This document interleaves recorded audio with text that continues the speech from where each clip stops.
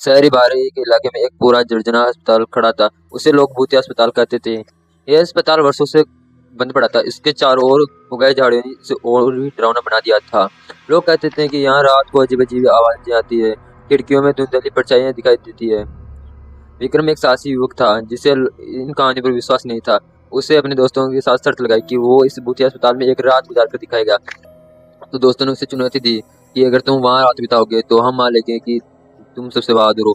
तो विक्रम ने ये चुनौती स्वीकार कर ली। रात के समय थे जब पूरा शहर सो रहा था, विक्रम अकेला उस अस्पताल के पास गया। चांदनी रात थी और आसमान में तारे चिमचिमा रहे थे। अस्पताल के पास पहुंचते ही विक्रम ने देखा कि वहाँ का माहौल वाकई डरावना था। हवा में एक अजीब सी ठंडक थी और अस्पताल की कीड़े जैसी एक अदृश्य शक्ति के कारण खिड़खिड़ाती थी। विक्रम ने टॉर्च जलाया और अस्पताल के अंदर कदम रखा।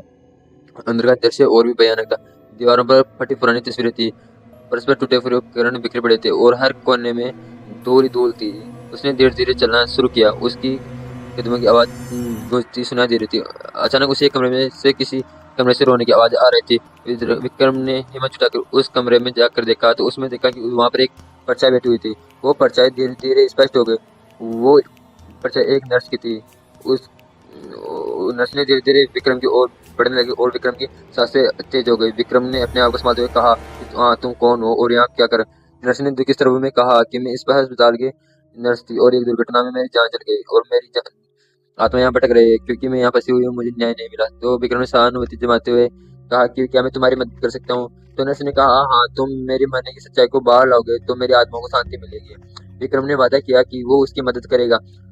उसने नर्स की आत्मा से सारी जानकारी ली और अगले ही दिन उसने शहर के पुलिस स्टेशन जाकर सारी घटना बताई। पुलिस ने अस्पताल की पुरानी फाइलें खंगा दी और पाया कि नर्स की मौत वाकई एक षड्यंत्र का हिस्सा थी।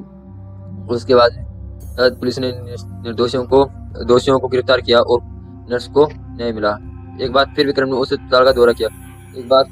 उस बार वो अकेला नहीं था, उसके बाद उसके दोस्त और पुलिस वाले थे। जब वो उस कमरे में पहुंचे जहाँ नर्स की आत्मा दिखाई दी थी तो वहाँ पर एक उजाला सा फैल गया है। नर्स की आत्मा अब शांत और मुक्त दिखाई दे रही थी।